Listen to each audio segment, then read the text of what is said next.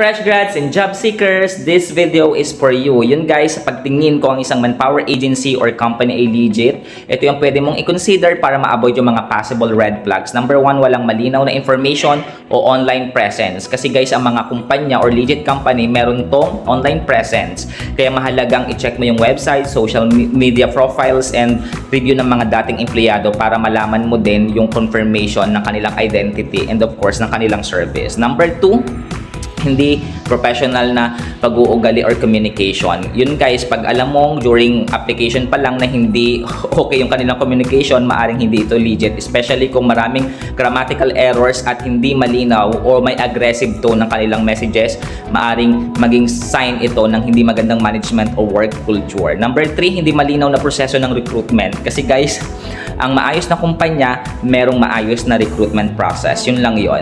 Okay? Number 4, pinangakuan ka ng mataas na income o mabilis na pag-unlad. Iwas-iwas tayo sa ganyan guys. Hindi uso ngayon yung get rich quick schemes yon.